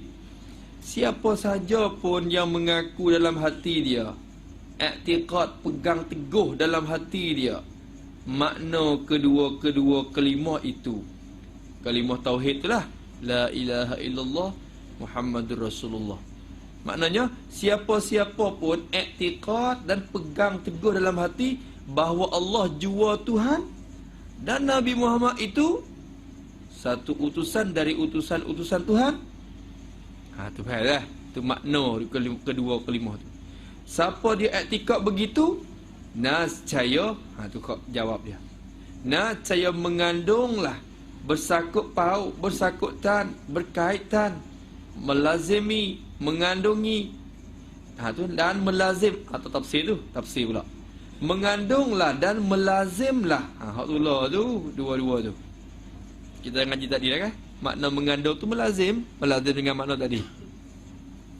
Bila seorang itu mengaku kata Allah jua Tuhan dan Muhammad itu satu utusan dari utusan Tuhan, nascaya mengandungilah dan melazimilah itu i'tiqad, itu tu fa'il bagi mengandungi. Mengandunglah dan melazimlah oleh itu i'tiqad, oleh itu pegangan. Dah. Bila kita i'tiqad begitu, mengandungilah i'tiqad itu. Tu kita itu i'tiqad. Kalau kita i'tiqad itu pun boleh. Bila kita i'tiqad dalam hati bahawa Allah jua Tuhan dan Nabi Muhammad kita itu satu utusan dari utusan Tuhan, nascaya mengandunglah dan melazimilah itu i'tiqad. I'tiqad akan makna dua kalimah tadi, mengandungi akan i'tiqad tambatan iman yang 50 itu. Seakan perkataan ni untuk nak menghurai hak tadi, nak buat kesimpulan atas hak tadi. Nampak tak tu dah? Tak payah mana tak? Hak payah pun buat muka payah situlah. Tak fikir banyak dah ni tak semacam dengan ilahiyat dulu. Berbahasan sifat ketuhanan dulu. Allah ya Rabbi. Nak boleh habis satu-satu tu penat kadang-kadang. Sehari-sehari tu tiap-tiap kali tu 4 baris 5 baris. Ada juga. Pernah dah dulu. Ia pening. Dia banyak sangat. Ni tak payah sangat dah ni. Maka melazimlah oleh i'tiqad itu akan i'tiqad tambatan iman. Apa kesimpulannya? Apabila seorang itu i'tiqad dalam hatinya tentang makna dua kalimah tauhid yang tersebut, dengan cara lazimnya dia sudah mengiktikadkan akan tambatan iman yang 50. Dah. Tambatan iman. I'tikad akan i'tikad tambatan iman, simpulan iman yang 50 itu. Mana simpulan iman yang 50? Tulis pula, tulis. Tulis di tambatan iman tu. Tak tulis takut mengantuk. Suruh tulis. Dia tak mengantuk sikit. Yakni apabila seorang itu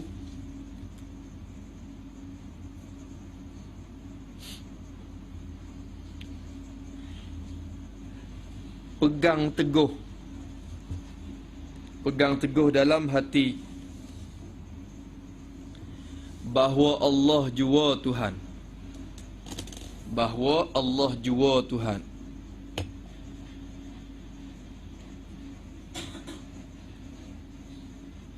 Nescaya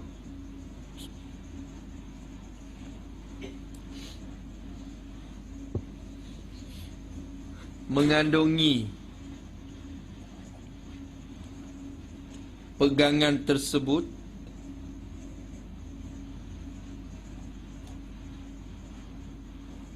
akan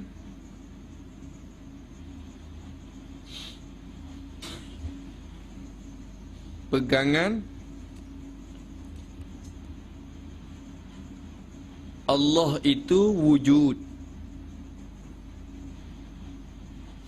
qidam ila akhiri. Maksudnya, apabila hati kita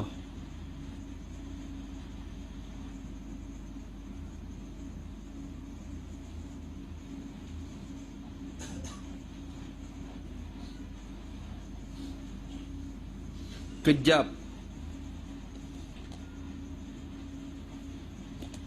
akan 20 yang wajib,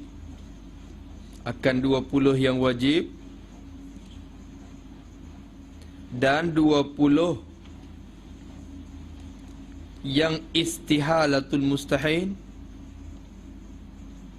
20 yang istihalatul mustahil, dan 1 yang harus. Nescaya kejaplah hati bahawa Allah jua Tuhan. Bahawa Allah jua Tuhan. Dan apabila seorang kejap hatinya bahawa Nabi Muhammad itu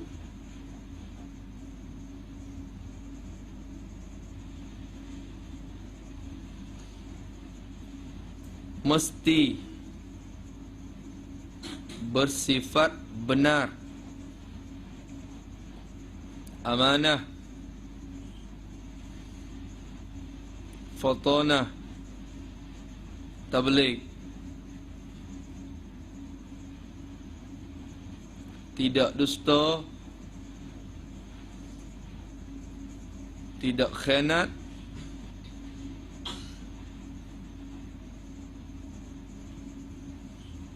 tidak bodoh, tidak menyembunyi.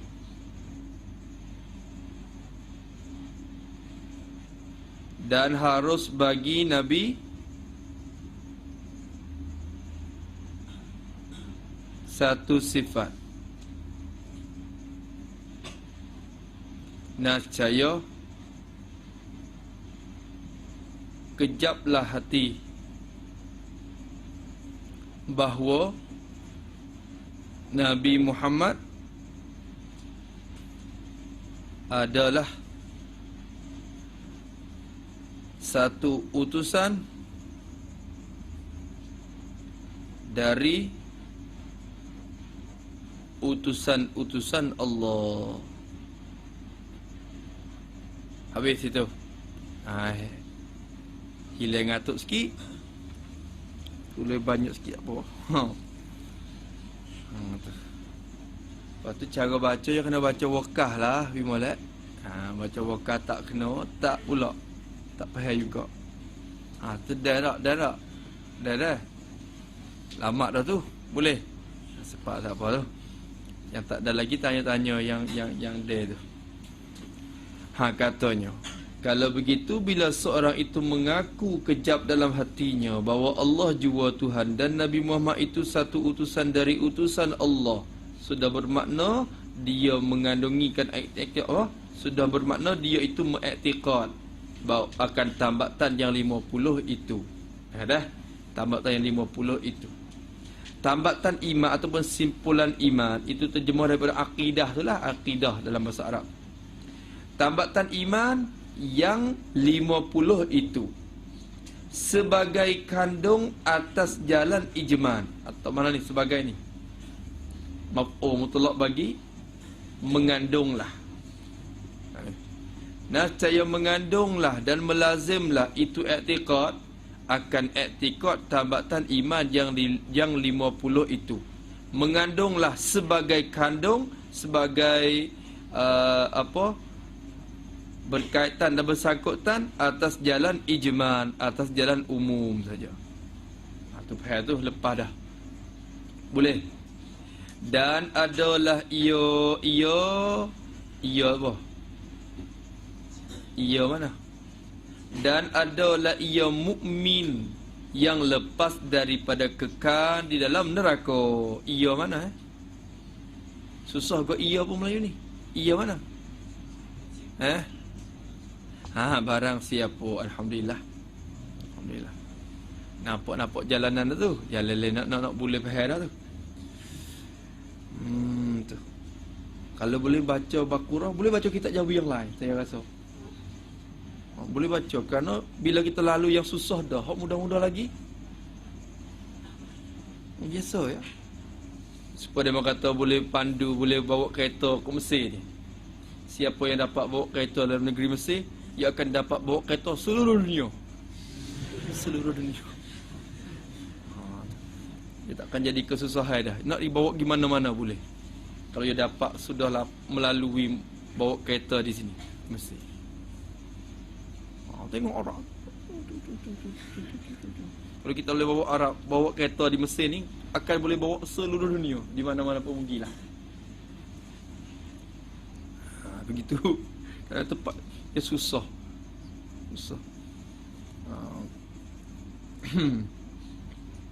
Marah ya lah. Bawa motor tu satu tangan ya. Bawa. Kalau kereta dia tutup lampu ada malam-malam. Dia tutup pun. Pergi boleh. La ilaha illallah. Dia nampak kita takut, dia kau itu, dia suka. Nampak kita takut gerung apa tu, dia buat, dia lagi kuat. Tu. Macam yang di hero ke dia tu, jadi masuk begitu. La ilaha illallah. Sebab tu lah usaha boleh bawa kereta sini tak apa. Tapi kalau tak siapa dia hati tak berani tu, baik duduk diam lah. Takut cari jalan nak tanam di sini. Nak tanam di sini. Siapa boleh bawa kereta di sini akan boleh bawa kereta seluruh dunia. Tapi siapa dia yang yang kemalangan di sini, dia tak akan boleh pergi ke mana-mana dah dunia. Duduk sini, baik bawa kereta rumah lah, senang. Bawa kereta di rumah kita lah. Takut kita pun. Begitulah Baqarah. Kalau lalu dia dah, kitab lain rasanya ringin saja, ringin. Habis itu sikit lagi. Dia kata, dan adalah ia barang siapa yang mengiktikad begitu tadi. Siapa dia iktikad semacam tu, akan makna kedua-dua kelima itu adalah ia tu mukmin, orang yang beriman. Dia tu jadi orang yang beriman tu. Karena iman tu amalul qulub. Islam tu amalul jawarih. Iman tu amalul qulub. Berarti dia bergantung dengan hati dia. Bila hati dia i'tikad begitu, adalah ia mukmin, orang yang beriman. Mukmin mana? Mukmin yang lepas daripada kekal di dalam neraka. Mukmin yang lepas daripada kekal dalam neraka. Cuba tengok Musannaf cakap. Musannaf tak kata mukmin yang lepas dari neraka. Dia tak kata begitu. Dia tak kata mukmin yang lepas daripada neraka. Dia kata mukmin yang lepas daripada kekal di dalam neraka. Tu isyarat. Tulis itu. Tulis dikekal dalam neraka. Musannaf tidak berkata Musannaf tidak berkata lepas daripada api neraka. Lepas daripada api neraka. Hanya berkata lepas dari kekal dalam neraka. Lepas dari kekal dalam neraka. Kerana seorang itu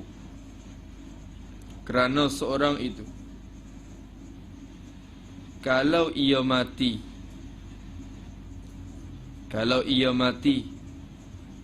dalam keadaan beriman,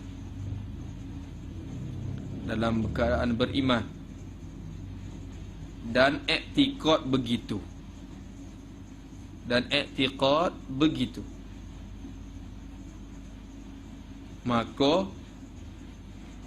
maka akan dapat masuk syurga juga.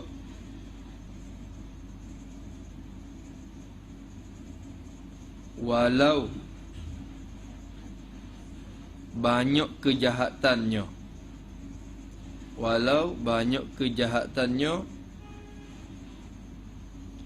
Yang jadi sebab didahulukan seksa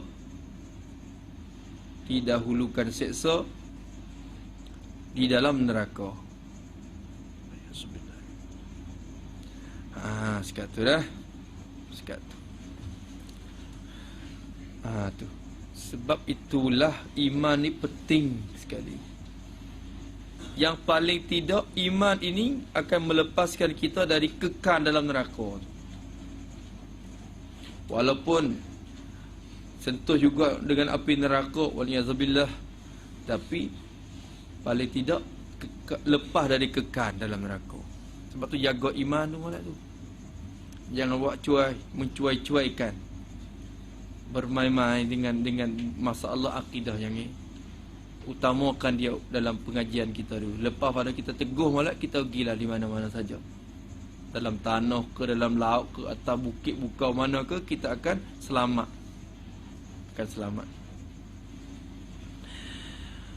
Itu dia. Tu akidah penting sekali. Akidah penting.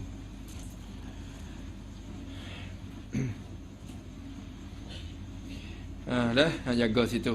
Sebab tu musannaf kata bila seorang itu cukup dah tadi pengajian dia kejap dalam hati dia begitu, maka dia tu dikatakan seorang yang mukmin. Mukmin inilah yang lepas daripada kekal di dalam neraka. Tak kekal. Kalau masuk juga tak kekal. Tapi minta jangan masuklah ya Allah.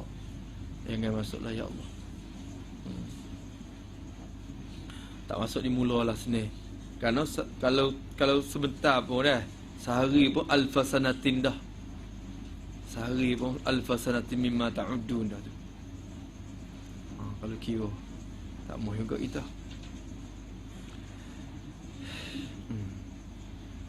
Yang paling tidaknya pula, tak masuk syurga pun tak apalah. Yang masuk neraka je. Tuan nak tak di mana pun ikut Tuhan.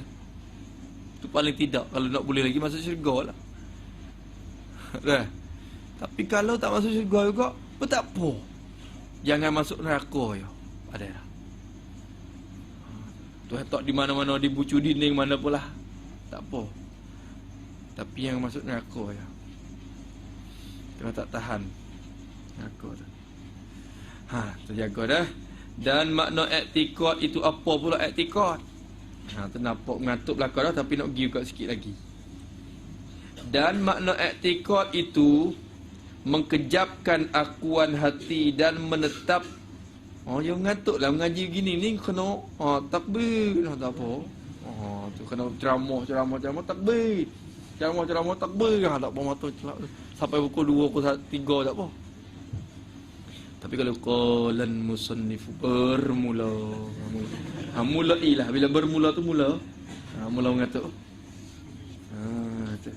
Iyalah. Tu kata ustaz. Iyalah. Ada lagi. Tu gitu. Han keadaan.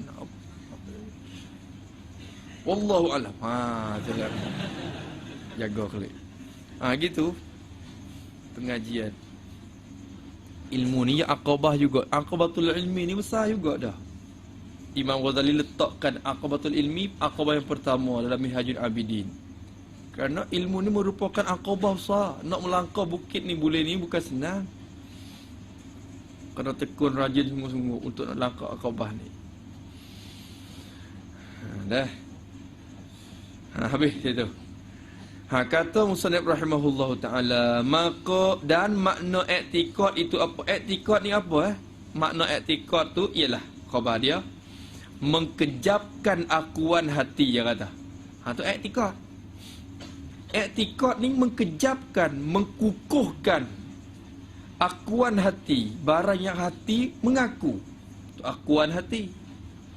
Mengkejapkan akuan hati, mengkukuhkan barang yang hati aku, barang yang hati pegangan, pegang. Tu akuan, pegangan itulah akuan, pegangan hati. Mengkejapkan akuan hati, mengkukuhkan barang yang hati pegang dan aku mengaku. Tu. Hati kita mengaku gitu, kita mengkukuhkan akan benda kita mengaku. Tu panggil i'tiqad. I'tiqad. Maksudnya orang Siam yang mengaku kata yang mengaku, hati dia mengaku kata Buddha dia, misalnya Buddha dia tu Nabi dia, masalah dah. Ataupun orang Hindu yang mengaku kata lembu itu Tuhan dia. Tu dah dia kata. Ya hati dia mengaku kata lembu tu Tuhan dia. Maka hati dia pun mengkukuhkan akuan hati dia begitu. Lembu itulah Tuhan. Lembu tu Tuhan. Jangan bunuh lembu. Kalau awak bunuh lembu, saya akan bunuh awak. Kerana awak bunuh Tuhan saya. Bodoh semua dah.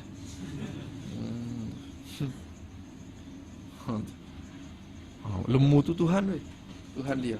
Itu tu dikatakan i'tiqad dia begitu. Kerana dia kejap kukuhkan akuan hati dia begitu. Itu panggil i'tiqad dia. Nampak dah? Kalau tak kejap aku tapi tak kejap, tak panggil i'tiqad. Walaupun dia aku tapi tak kejap. Dia aku juga tapi dia tak kejap. Hati dia mengaku tapi tak kejap, tak kukuh, tak panggil i'tiqad. I'tiqad ni kejap, teguh. Benda yang hati mengaku tu dikatakan i'tiqad. Faham tak dah? Saya mengaku kata Allah tu Tuhan. Allah pun Tuhan, tapi ada lagi Tuhan lain. I'tiqad tak? Bukan i'tiqad lagi.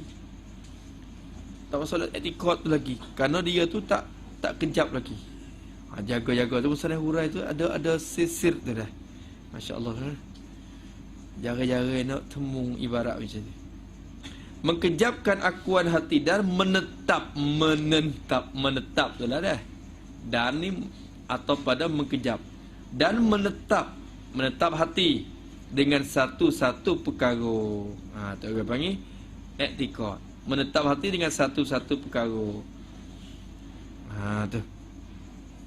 Dengan satu-satu benda. Ikutlah kita apa? Ini makna i'tiqad dengan cara umum ni. Dengan cara umum. Apa i'tiqad? I'tiqad ni hati kita kukuh, kejap, teguh barang yang hati kita aku dan tetap dengan satu-satu benda. Tu panggil i'tiqad. Maka i'tiqad di sini, di sini tu hak maksud di sini. Maka i'tiqad di sini mubtada tu. Maka bermula i'tiqad di sini di mana? Di mana di sini? Di Ruak Jawi. Di sini. Di sini tu di mana? Maka i'tiqad di sini apa? I'tiqad pada segala tambah tulis itu pula. Kalau tulis. Bila mata terlalu mengantuk kena tulis banyak. Bila mata terlalu bila mata tidak bekerja, tangan kena bertambah kerja. Kalau mata masih kerja, tangan tak kerja lagi tak apa. Mata duk kerja lagi. Tapi bila mata mula tak bekerja, tangan kena mula tambah kerja. Tambah kerja pula.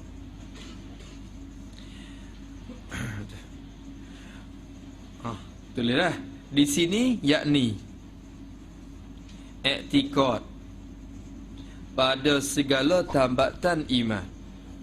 I'tiqad pada segala tambatan iman yang 50. Atau i'tiqad pada makna dua kalimah tauhid. I'tiqad pada makna dua kalimah tauhid. Habis situ.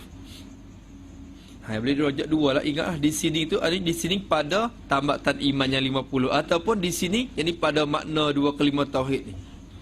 I'tiqad, maksud dengan i'tiqad di sini apa? Khabar bahawa menerima hati dan mengakunya hati, menerima oleh hati kita dan mengakunya hati kita. Menerima dengan takluk pada menerima.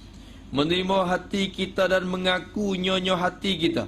Menerima dengan bahawasa Allah Ta'ala jualah Tuhan. Tu i'tiqad lah tu. Masalah ini kita menerima hati kita dan mengaku hati kita dengan bahawasanya Allah Ta'ala jualah Tuhan. Faham tak? Allah jua Tuhan. Tu i'tiqad tu. I'tiqad di sini ni. Allah jua Tuhan. Bila kata Allah jua Tuhan, terkandung 50 akidah dalam tu. 41 akidah dalam tu. Bila kata Allah jua Tuhan, terkandung pada la ilaha illallah tadi. Boleh? Tu tak payah dah.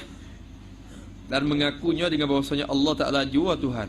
Tiada ada lain sekali-kali tafsir makna jua tu. Tafsir makna jualah Tuhan. Allah Ta'ala jualah Tuhan. Apa jualah Tuhan? Jadi tiada ada yang lain sekali-kali. Tiada ada Tuhan yang lain sekali-kali. Tidak ada Tuhan yang lain sekali-kali. Tidak ada Tuhan yang lain daripada Allah sekali-kali. Itu maknanya. Dan bahawasa Nabi Muhammad itu pesuruhnya pesuruh Allah. Atap mana ni? Dan ni atap mana? Bahawasa tadi. Dan menerima hati dan mengakunya dengan bahawasa Nabi Muhammad itu pesuruhnya pesuruh Allah. Tu hak lah dah. Dan utusannya utusan Allah. Atau pada pesuruh tadi. Nabi Muhammad itu pesuruh Allah dan utusan Allah. Utusan antaranya, takluk pada utusan. Utusan yang antaranya antara Allah dan antara kita, hamba-hamba dia ni, antara umat-umat dia tu. Antara ni antara maknawi lah, bukan hissi. Nama Tuhan ada di pihak sana, kita ada pihak sini. Nabi Muhammad tu di antara. Bukan begitu. Antara dengan mana antara maknawi. Bahawasanya Nabi Muhammad itu pesuruhnya pesuruh Allah dan utusannya utusan Allah. Jadi utusan antaranya antara Allah dan antara kita. Nabi ni orang tengah. Utusan pada, takluk pada utusan. Utusan pada menyampaikan hukum-hukumnya kepada kita. Pada menyampaikan hukum-hukumnya, hukum-hukum Allah, menyampai kepada kita, umat dia tu. Ni hukum ni orang panggil agama. Hukum dia dinamakan agama. Menyampaikan hukum, menyampaikan agama. Kerana hukum ni agama dah. Tulis situ. Tulis di hukum tu. Maka hukum itulah dinamakan agama. Dinamakan agama. Habis itu. Kerana takrif agama ni apa?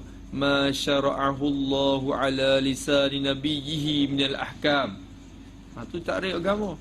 Ma syara'ahu Allah, barang yang mensyariatkan dia oleh Allah, ala lisan nabiyhi, atas lidah nabinya. Apa kabar itu? Minal ahkam, daripada hukum-hukuman. Hukum-hukuman yang Tuhan mensyariatkan, meletak undangkan dia di atas lidah Nabi kita Muhammad sallallahu alaihi wasallam. Maka faham di situ kata agama tu ahkam dah. Ahkam tu hukum agama dah tu. Maka di sini kita faham kata maksud dengan hukum tu agama, menyampaikan agama. Nabi Muhammad itu utusan Allah antara Allah dan antara kita. Utusan pada menyampaikan hukum-hukumnya, hukum Allah Ta'ala, menyampaikan kepada kita. Habis itu. Dan i'tiqad itulah dinamakan iman. Ni kalau kita ada masa pagi-pagi, cuba kaji sekali lagi ibarat dia. Ada tu. Musa nak bagi tahu. Dan i'tiqad itulah, i'tiqad dengan makna menerima tadi tu. Dan i'tiqad itulah, i'tiqad dengan arti menerima. I'tiqad dengan arti menerima tadi tu.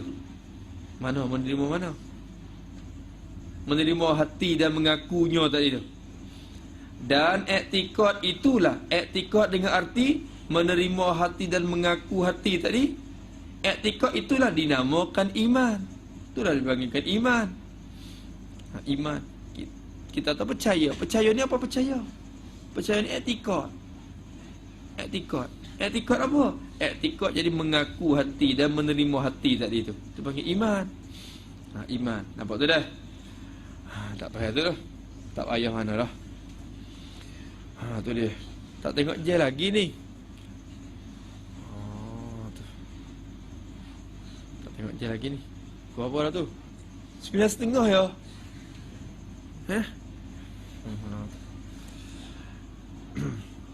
Nak henti di situ ke nak pergi lagi sikit?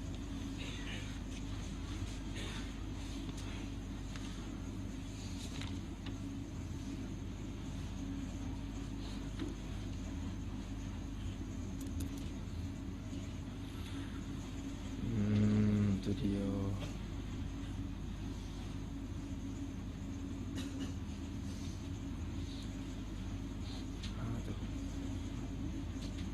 Penat. Penat dah. Tulis macam mana penat? No. To. Itu dah. Baca penat. Kitab dulu tu baca penat. Kalau baca tak kena pintu. Munasabah dah. Bila penat nak tengok pintu. Penat. Lepas tu tulis no. Kalau baca-baca di pintu. Pintu kat tu pintu. Pintu. Munasabah. Bila penat mulai cari pintu lah. Cari pintu. Dah.